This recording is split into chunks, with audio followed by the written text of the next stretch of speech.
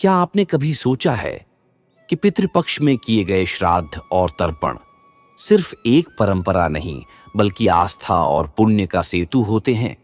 आज हम सुनाएंगे आपको जोगे और भोगे की एक ऐसी कथा जो न सिर्फ हृदय को छू जाती है, बल्कि यह सिखाती है सच्ची श्रद्धा और सेवा का फल कभी व्यर्थ नहीं जाता। बहुत समय पहले की बात है। दो भाई थे, जोगे और भोगे। जोगे धनवान था, भोगे निर्धन था। दोनों भाई अलग अलग रहते थे, लेकिन दोनों भाइयों में था अपार प्रेम।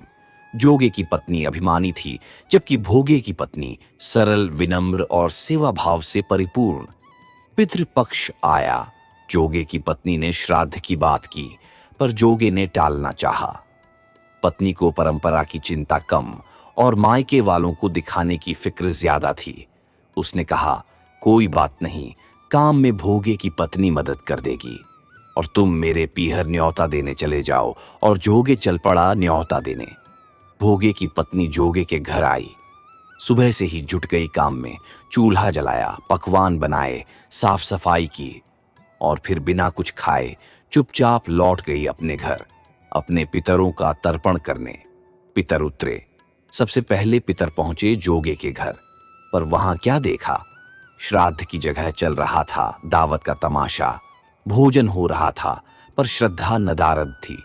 फिर उसके बाद पितर निराश होकर पहुंचे भोगे के घर। वहां उन्हें मिली सिर्फ अगियारी की राख। अगियारी की राख को ही चाट लिया। फिर भूखे पेट वे नदी किनारे चले गए।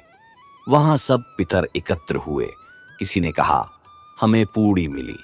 किसी ने कहा, हमें खीर मिली।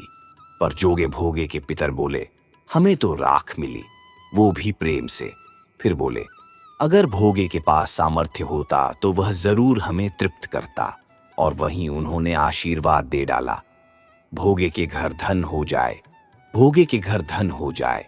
और फिर चमत्कार हुआ। भूखे बच्चों को मां ने आंगन की हौदी खोलने को कहा और वहां मोहरे ही मोहरे।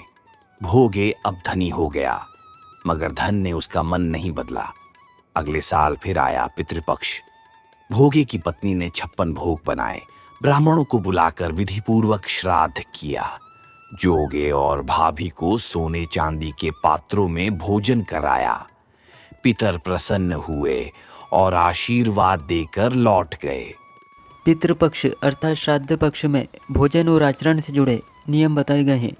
मान्यता है इस समय साधक को सात्विक, शुद्ध और पवित्र भोजन करना चाहिए ताकि पितरों को तर्पण का फल पूर्ण रूप से मिले। पितृपक्ष में क्या नहीं खाना चाहिए? मांस, मछली, अंडा आदि नहीं खाना चाहिए। लहसुन और प्याज नहीं खाना चाहिए। शराब, तंबाकू, बीड़ी, सिगरेट, भांग आदि का सेवन नहीं करना चाहिए। कटु, तीखा और अधिक मसालेदार भोजन नहीं खाना चाहिए। काला नमक और अजवाइन नहीं खाना चाहिए। क्या खाना चाहिए? सात्विक भोजन जैसे चावल, मूंग की दाल, घी, दूध, गुड़, ताजे फल, सब्जियां, बिना लहसुन प्याज वाली। ताज़ा बना भोजन ब्राह्मण या ज़रूरतमंद को दान करना सबसे श्रेष्ठ माना गया है।